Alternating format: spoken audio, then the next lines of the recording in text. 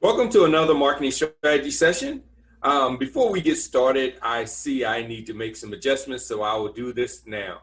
Asana, Office, Smart Plug, Asana. Wrong thing. That'll be for the blooper reel. Alexa, Office, Smart Plug on.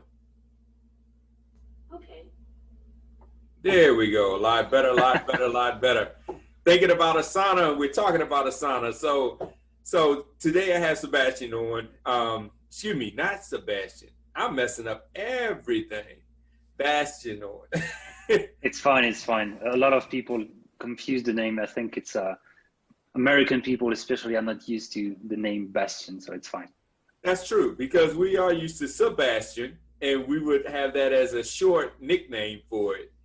So thanks for coming on and thanks for understanding. It's been really hectic today, so I've all messed up. Got a whole lot of blooper reels to put into this. It's fine. It's fine. I'm happy to be here.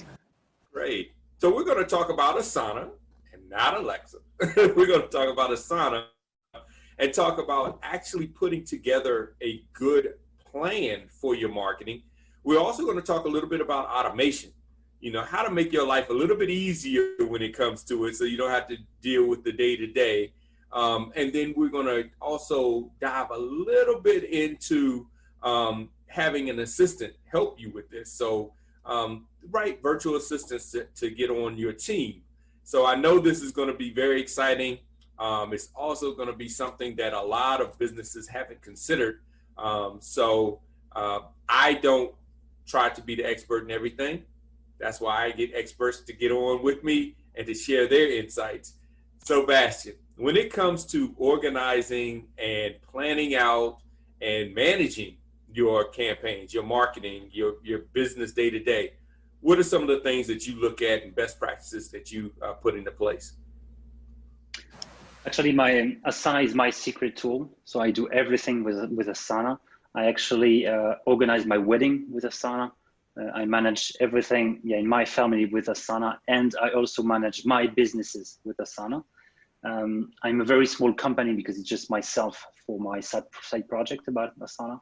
And so I do the marketing of my personal brand using Asana. And for example, I have what I call the content factory inside Asana, which is a big project. I have one task per day, and I'm trying to post every single day on LinkedIn. So either it's a post or quote or video, I try to manage this in Asana. I have one task per day assigned to me, the type of content it is, and then I have all the places it's being shared on. So for example, my newsletter, my website, my LinkedIn account, my Twitter account. For each of them, I have a status. So I know exactly what's being published on which platform at what time. This is an example of the things you can do with Asana. Wow. So you basically are saying, okay, I've mapped out what content I want to put, where I want to put it, and even to the point of what time it should go up, all through Asana. Actually, I've decided that on Mondays, I want to put a quote, on Friday as well. And then Tuesday, Wednesday, Thursday, I have posts. So I just prepare my weeks, like I have 2 or 3 weeks in advance. Every Monday I have a quote. So I have a backlog of things ready. And then I just cherry pick quotes and posts and everything for each week. Okay. And then for the weeks, I prepare the due dates. I assign to me in Asana. And then each day, the task actually comes back to me. So for example, today I knew that I was supposed to share a post that I prepared like weeks ago, but it has been prepared. So I just publish on LinkedIn, for example. Okay. So how much batching do you do? I mean, so you prepared it weeks ago. Do you batch maybe a month's worth of content, or do you just go week by week? It depends. I'm trying to capture as often as possible. So for example, if I see something new on the Asana forum, I will just capture it in Asana. I will put it in the backlog section of my content factory. Okay. And then sometimes on a regular basis, I just go there, I dig in, and I look at what could be published for the next weeks. And I work on the content, I choose the hashtags, I choose the image, I prepare everything, and I put it in the ready section of my project. Okay. So I'm not going to make it easy on you, Bastion. You thought it was going to be easy. So I told you it was going to be easy, but it's not going to be easy. So what do you say to people like myself that are considered harvesters, squirrels? I'll take a task and I'll make one task, a laundry list of tasks, and now I've got Asana loaded up with all these things to do, but I never get around to doing them because I'm making more tasks on top of the tasks I just made. What do you say to people like that? I think it's a two-step strategy. The first step is to capture. So you capture things and you put that somewhere out of the way. Is the most important part. It's out of the way. And Okay. then you have the place where you organize things, where you have clean things, very organized, very neat. What you capture doesn't go there. It will go there eventually when you decide it's clean enough, Okay. but you capture somewhere and you organize elsewhere. So for example, in my content factory, I have scheduled, which is the section with dates. I have ready, which is written and ready to be scheduled. And I have the entire backlog with a lot of mess and dirty stuff that I put in there. Okay. But I have the clean stuff and then the mess below. So do you put that in Asana, or you just kind of have that in something else, and then when it's clean and ready to go, then you put it in Asana? I put everything in Asana. So the dirty stuff and the clean stuff as well. So I also have another project to manage all my projects. So each project is a section. And the last section is called teeny tiny stuff all around. And in there, I just put everything, like dentist appointment or just whatever, everything. And then on a regular basis, maybe once a week, I just go through the list, go through the mess. I see what I can do within just a few seconds. If I can, I just do it right away. Okay. Sometimes the things don't make sense anymore, so I just delete them. Sometimes I can delegate to an assistant, so I do. Mm-hmm. And sometimes I just don't want to do it, so I just pass it and go to the next one.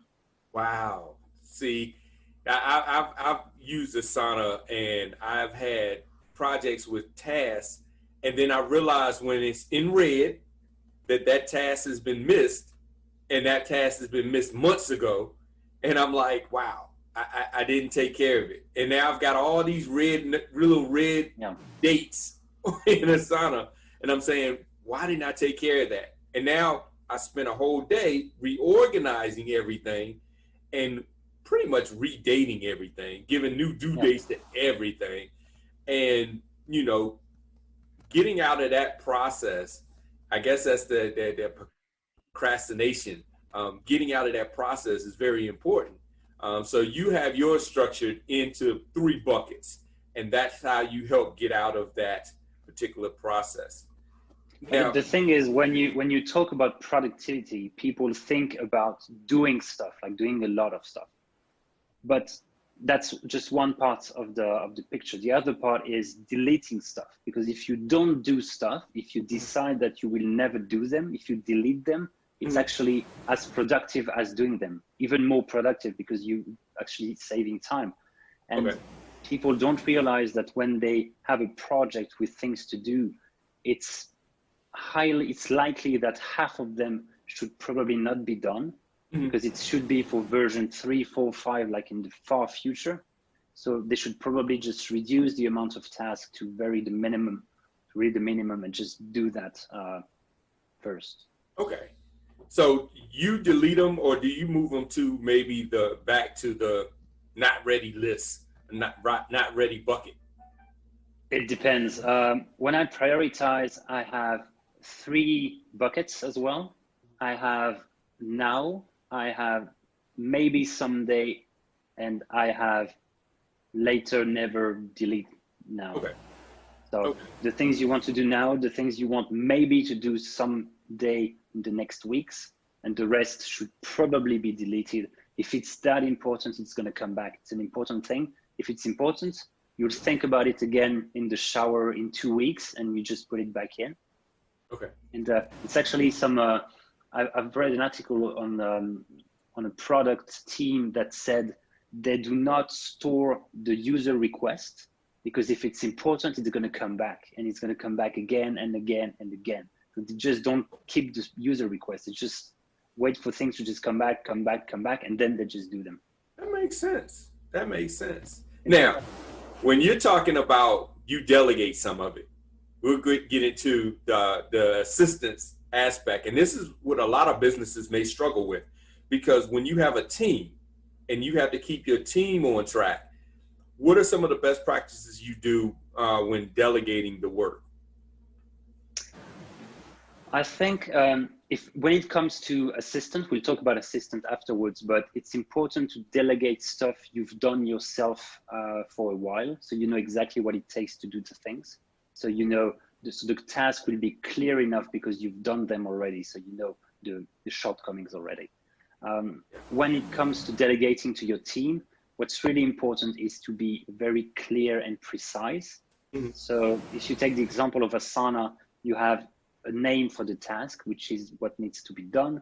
You have an assignee, which is the person that needs to do that, not the person that needs to review the work, the person that does the work. Yeah. You have a due date, because if you don't put a due date, people can decide they will never do it. So you have a due date. And you have a description explaining what you need to do. And you need to be very clear, and you shouldn't leave anything out, because anything that seems obvious right now might be forgotten in 6 weeks when the person starts working on the task. So you need to be very clear. And actually Asana gives you two things, clarity and accountability. So the clarity is what needs to be done, and accountability is the assignee is the one doing the work. And that's very important. Okay. Okay. And it also has to where you can add people in the, I guess, chat area or certain area comments. I'm not sure exactly the best what it's called, but an area where others can keep track of what's going on and be notified on when exactly. So forth. In Asana, it used to be called followers. Now it's called collaborators. It's actually at the bottom of a task where you can put people collaborating on the task, and anyone who has been involved as an assignee is automatically assigned as a collaborator, and they can follow what's going on with the task. But it's really important to be mindful of your energy, your time, and the time you spend on things and the notifications. So it's really important to leave a task if it doesn't make sense for you anymore to be a follower of that task. Okay, so you're not being bombarded by a bunch of notifications, which takes you away from whatever you are doing at the time. Yeah, exactly. And I've worked with clients, because I'm doing Asana consulting, and I've worked with clients that needed to be collaborators on everything because they wanted to watch on everything. Mm-hmm. And it gets very messy very quickly, because Asana is so simple that people tend to create more tasks. Mm-hmm. Then if you follow everything, you have all that noise going on. That's true. And I've done that myself, to where I'm following everything, I'm getting notified for everything. And then all of a sudden it becomes so much that I basically, I don't want to say disregard, but I don't look at them anymore. When the notification comes in, I'm like, I'll look at it later. I'm assuming I know what it's about to say. So I'm like, I know. So now it's so much information that I don't look at it. So it's not doing what it was served to do. So one of the best practice I'm teaching my clients is, you are on a task and you comment and you say, okay, guys, I'm leaving the task now because it doesn't make sense for me anymore to be there. Don't hesitate to bring me back in if you have any questions. Bye-bye. And then you leave. Okay. So that makes sense. That's really it. I mean, structuring it in a way that only the mission essential personnel is on each task, and not just everybody is a part of everybody's task. So, yeah, exactly. So let's talk about making this streamlined. We're talking about automation now. That's one of my favorite subjects. I love talking automation. So, let's talk about how you can automate some of this management. So actually, there's two subjects here. You have the Zapier subject we'll talk about, I think, and you have the Asana subject by itself. Mm-hmm. To start with Asana, they actually introduced automation a couple of months ago. Oh wow, really? It's called Rules inside Asana. Depending on the plan you own, you have access to more or less triggers and actions. So premium and business. On business, you have everything, and on premium, you have a couple of those. So it's fairly simple. For each project, you can define triggers and actions. So for example, the trigger could be the task was added to a project. Then the actions could be to assign to someone, define the due date, comment, move to another project, etc., etc. You have like a dozen actions and a dozen triggers, and that allows you to do quite a bit of stuff. Because when, for example, if you work on the approval process, if you're a marketing agency and you have some content that needs to be created and approved, so you have some kind of workflow. So you're using custom field to map out the workflow step by step. You could have a rule saying when the step needs review, then assign to Brian, for example, because Brian is the manager. And when Brian says approved, you could have a rule saying assigned back to David, who was the designer, for example. And you could have the due date automatically set up for 2 days later, for example, to give 2 days for the review. So it's actually quite powerful, and you can do quite a lot with those automation. And the other subject is Zapier, that you probably know. As Sauna is inside Zapier, you have a couple of Zaps available, and you can connect that to a bunch of different apps. And for example, in my case, I send my clients a Calendly link so they can schedule a call with me. And whenever they do, that creates a task in my Asana. So I'm able to link the session I have with them to their Asana project. I can follow everything. It's really streamlined. Oh wow, yeah. That's a real powerful way of doing it and removing the bottleneck, because a lot of times that's the thing when you start passing it from one person to the next, and you have a person that has to manually do that, then they become the bottleneck, which adds hours, if not days, on to getting something finished, completed, and ready to go. So, wow, I didn't know that Asana had rules. That's a great thing to know. They do. It's actually quite powerful. Yeah. So when you're connecting it, of course, you can connect to many apps with Zapier. They really are a leader in that space. How often do you tend to bring it back into Asana versus, like, let's say if they are connecting with a communication tool, like a email client or something of that nature, and it's taken away from Asana? How often do you try to loop it back in to Asana, even if it's just notifications or adding comments and things of that nature, or do you just kind of leave it on whatever platform that has now been connected with? I guess it really depends on all the examples you have. For example, if you have a pipe drive to manage your CRM, you have pipe drive first, and then when you close a deal, that does some stuff in Asana. So basically that's the end of it. It ends up in Asana. And if you want to send emails with Gmail whenever something happens in Asana, then you could have Asana trigger something in Gmail. And thanks to the rules, you might also be able to automatically add some comment on the task saying the Gmail email was automatically sent. So you could have things inside Asana as well as going outside of Asana.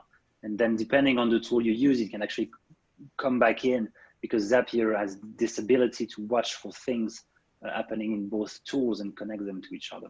So it really depends. There's a lot of different use cases. Okay. So when you're working with clients, you usually sit down and map everything out first before you start to just dive into creating things, projects and tasks in Asana and connections. Yeah. It really depends, because clients come to me at different stages. Some of them just decided to go with Asana and we have to do everything. And some of them are quite advanced and use the tool for several years. Just need someone to audit their installation, the setup. So it's quite different. But for a new client, you sit down and you try to map out all the workflows and processes they have. And you also try to have the big picture of the ecosystem they use, the different tools they use, and you start to look at Zapier and look at different API that exist to connect them to each other. So for example, the Pipedrive goes well with the Sauna, you have the Gmail, you have Google Drive, you have a couple of different tools. And depending on the workflows, you can advise the client to keep their tools or to do everything in Asana. So for example, if you have Pipedrive, but you do very simple stuff, maybe it makes sense to bring everything inside Asana and use Asana as a CRM. So it really depends. You need to, for each tool, you need to understand how they use the tool and either connect with Asana or just bring the entire tool inside Asana. Okay. Wow. That's neat. Now, when you start to grow and you remove yourself from the day-to-day, let's talk about those assistants. How do you find and utilize a virtual assistant? I think before finding one, you need to realize that you need one. And before realizing that, you need to realize that they do exist. I actually realized this when I read the 4-Hour Work Week by Tim Ferriss. Yes. And I was like, holy cow, you have people like this that you can actually hire for several hours and that you can delegate stuff to them. So it really made sense at the time. Yes. But I didn't have anything to delegate at the time. And then a couple of months or years went by and I've started to have those side projects around Asana while having a full-time job as a web developer. Mm-hmm. So I was doing more and more stuff with Asana while having less and less time to do them. Okay. And I just realized and at the same time, I'm not a English native speaker, so I needed someone to actually proofread what I've written. Okay. So I realized maybe I can have someone do that for me. So I looked out for people and I hired a couple of assistants. I trained them on using Asana.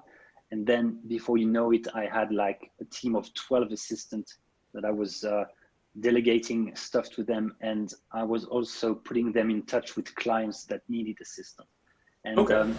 I have assistants watching meeting videos and writing the meeting minutes. Okay. My own assistant actually creates content for social media. So for example, I give them the text for a quote and they use the Canva picture I've created and then just replace the text and create the image and put it back inside Asana. So it saves 5 minutes. Yeah. But when you have one per day, it really adds up and saves a lot of hours at the end of the day. Yeah. And also for the books I've written about Asana, I've had assistants like proofread my text mm-hmm. and check for typos and everything. And I've saved hours and hours of work just by having assistant help me. Yeah, and to piggyback on what you just said, it may take 5 minutes, but in a lot of cases, at least in cases that I've seen for myself, a 5-minute task may take 2 hours because you're overthinking it, you're getting distracted, and next thing you know, that 5-minute task, it took you maybe 5 minutes to do it, 2 hours to talk about it or plan for it or get around to it. So that's I actually have a great example of this. My last book is made of 30 chapters, and at first I wanted to have one picture per chapter, so 30 pictures. And I thought about it and I said, okay, to find the picture, find the right one, really decide on it, put it inside Asana, then put it inside Word and do the layout and maybe change them later because they don't make sense. Maybe I'm going to spend like 10 minutes per image, okay? Mm-hmm. So if you do the math, it's 10 minutes per 30 chapters. It's actually 5 hours of work. Wow. So by deciding to not do that or by delegating, you actually save 5 hours, which is huge. Mm-hmm. And depending on what your time is worth compared to what an assistant can cost, you can really save a lot of time and a lot of money. Yeah. That's something that I found too. Found out the hard way. I mean, a lot of times I'll do it myself, and then after spending the time and getting it done, then you're like, wow, now I got to get other things done that may have been more critical to do, but I've spent all this time doing these small tasks, or I burn myself out to where I don't feel like doing it. So I'm not putting my best energy toward the bigger task because I've been doing a lot of small stuff and had burned myself out doing a lot of busy work. So that's Yeah, something. and yeah, at one point the question comes to how much are you willing to pay to get 1 hour to go play with your kids, for example. Yeah. Maybe it's $10, maybe it's 20, maybe it's 30. I can guarantee you that you can find an assistant to do that, and you can save 1, 2, 3, 10 hours. And Yes. I think we can talk about the example of the podcast. What do you think? We can definitely. So the thing is, I recorded 2 podcasts in the past, and I thought it was a really great experience. I really had fun being a guest on podcast, and it really helped me have take a step back on the work I do by talking about it. And I thought maybe I should find some podcasts to be a guest on and talk about what I like. It would be nice. And I said, okay, but I don't really have time to do that. So I found an assistant, and I told her, you have 5 hours to find me podcast I could be a guest on. Those are the subject I can talk about, Asana, productivity, whatever. And I found someone to do that, and I expected her to find maybe 2 or 3 podcasts. I wasn't sure. Mm-hmm. Actually found 15 podcasts. Oh, wow. That were almost all of them were willing to have me on the podcast. So I'm discussing with most of them at the moment, and they almost all made sense. Mm-hmm. And I probably saved more than 5 hours because she really did a good job, and she did stuff I wouldn't have thought of. Yeah. So it was really, really worth it. Wow. And it's interesting because I have an assistant that I told to find guests for my podcast. And so my assistant probably talked to your assistant and got you on the show. So that's probably. Yeah. Probably. Same thing. I mean, I was spending time going through finding guests and so forth myself, which was a fun task, fun project, but it does take time to do. And so I actually have an assistant that's her job is to go out and find guests that fit certain topics and coordinate the schedule, work to get them on the show, make sure that they attend and so forth. So that helps. It is, it is very, very powerful. And for the people listening from marketing background, having someone looking for pictures, proofreading, creating images, whatever, you can save a lot of time. Yes, and a lot of focus, because now you can focus on what you do best versus on everything else. Yeah. So, yes, and a good book to read by Michael Gerber is The E-Myth Revisited. Great book, and he talks about how a lot of businesses take on the task and then they delegate and then they try to micromanage, and then they, and he talks about the progression of doing it yourself versus building a team to do it. And, the one quote that I remember, I don't remember who said it, so I'm not going to mess up. It wasn't my quote, but they said the difference between Oprah Winfrey and you, everyone says that everyone has 24 hours in a day. And that's not true, because if you leverage other people's time, then your time magnifies by, it multiplies by many folds. So some people do have more than 24 hours in a day. And that's because they use other people's time. So that's and when you spend 8 hours a day doing what you love and what you're good at, you just become even better at what you do. Yeah. And when you spend 6 hours a day proofreading your own stuff and 2 hours actually working, I think you're just getting worse and worse. Yes. You wake up motivated and go to bed frustrated, because you've been doing the majority of the day doing things you don't enjoy doing.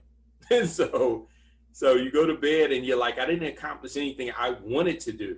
Well, yes, because you were doing a lot of things you don't like doing. And I can say I do that often, and I'm working on fixing that. I'm building a team. I've got certain players right now that are really good at what they do. And like you said, they bring to the table things that you wouldn't even thought of, because that's not what Yeah. you do. I mean, you don't think about certain things because it's not your space. So And yeah, just to give you an example, the assistant I hired actually contacted the podcast on Instagram. I would have never thought of that because I just don't use Instagram. And yeah, it's working well. So I'm talking with some of them on Instagram, and it's blowing my mind because I wouldn't have thought of it if it wasn't for her. yes, and that's funny because that's what she did too. She's reaching out to people on Instagram, and I don't really get on Instagram too often myself. I've learned Twitter to be my tool of choice when it comes to reaching out to people. Email used to be, but email gets so saturated nowadays. But yeah, they find out different things, and so now I'm kind of, what I do is take a seat out on the in the sunshine, and I think about whatever the task is, and I'm saying, do I want to do this? Do I like to do this? Nah, I need to find somebody that does this. And so all I want to do is this, and this. And so I stay in my lane in a sense. So, that's something that's good advice. Very good advice is to look for your team, delegate your team, find somebody and spend time doing, like you said, things that you enjoy, like spending time with family and so forth. It really takes time to be in that mindset to delegate and to know how to delegate properly and for work. It's really a different mindset than most people have, because if you have a regular job, if I say, you will never think of delegating just 2 hours of something from your day to someone else. Yes. So except to colleagues within your work environment, obviously, but for a side project, it doesn't make sense and people don't think about it. Yeah, and I know some people that do it very well. I mean, they delegate everything almost. I mean, literally dry cleaning, things you wouldn't, it's like, sometimes I feel they overdo it, but they're like, some people I've known to delegate lunch. They don't even get their own lunch. They have somebody that goes and brings I've them seen their that. lunch. Yeah. Yes. I've seen that I was on a call with a client and their assistant. They were in different countries and the assistant was ordering lunch for the client. And she was saying, hey, your lunch has arrived. And the guy was at the door, so the client just went to the door. Yes, I've had a client to do that. They don't even get their own lunch. It's efficient. I mean, maybe they saved 15 or 20 minutes, just decide on what they wanted to eat, and they just trust their assistant to do that. 20 minutes. If you bill like $200 an hour your clients, then it makes sense to delegate for 20 minutes. It does. I mean, even before this show here, I went out and grabbed lunch, and I don't know, maybe it's because of all that's going on, but it took a lot longer than I planned. I left an hour and a half before our show, and I got back maybe 30 minutes. So it actually took me an hour to go get something that usually takes about 20, 25 minutes to get. But they were, I guess backlog, I don't know. It just took them a long time to get the food. So, think about how much your hour is worth. And if you were doing that, and let's say you charge $100 an hour, then that hour and a half cost you $150 that you could have been doing things that were productive. So, or that you like better. Yes, definitely. Because sitting in a line waiting on food is not something that I enjoy doing. And I don't think too many people do. So great. Well, Sebastian, you say that you asked Sebastian. I did it again. The bloopers are going. Sebastian, you said that you actually help consult with companies. Let the listeners know, if they're having this challenge, how they can reach out and get help in this area of organization. They can actually go to my website. It's called minimalist-work.com. It's a website I have that merges my two passions between minimalism and productivity. and they'll find everything I do around Asana, including books, articles, and the product I create around Asana, Okay. as well as my consulting page. Okay. Great. Great. So it's all about being productive, y'all. It's all about being organized and getting things done. That's important versus just doing things. I think. Yeah, yeah, I think it's a 21st century superpower to be productive and Yeah. be able to do more than other people. And with the time saved, you can either have a hobby or spend time with your family, or maybe work even more if you want to, but then you'll be ahead of people that are not productive enough. And that's a good point, because I think in our generation, at least in my generation, you're probably younger than me, but we were taught hard work, and hard work meant how many hours you put in the day doing things and showing that you're doing things. Today's time is result oriented. It's not about how much time you put into it. It's about how much are you getting done. And I think, especially for our older generation, making that switch in the mind of the minimalists, the millennials, they really get the minimalism. They get that. But ours is like, oh man, I put in a 12-hour day. I was working all day. And for that, we feel as if it's a badge of honor. We say, oh, wow, you're a hard worker. But in the 12-hour day, how much did you get done?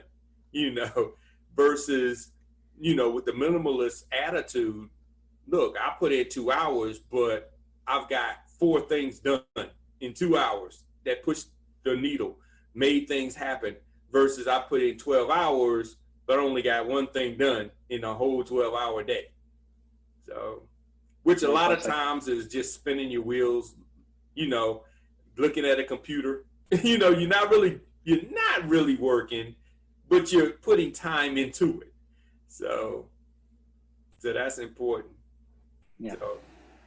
Well, thank you so much for all the insights that you've given. And, it really helps when you know people that know things. And like I said, if you don't know, reach out to experts that do. I've worked with the Sauna for several years. And as you can see in this interview, I didn't even know they had rules. I was like, really? So maybe I can sell you some consulting on Asana. Yeah. To get you started. Yeah, I've worked with Asana for years, and I thought I was really a good pro at Asana.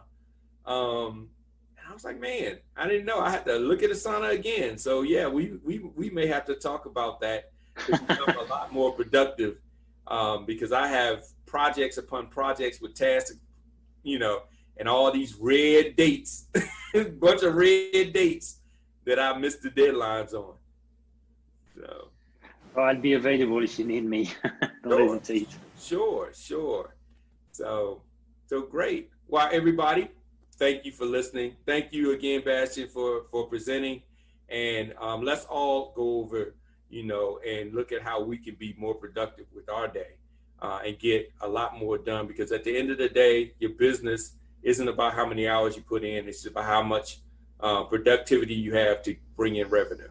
And that's really the bottom line to it all. So thanks, everybody. And again, this is another marketing strategy session. Hopefully you learned a lot. If you have any questions or any feedback, feel free to put it in the comments.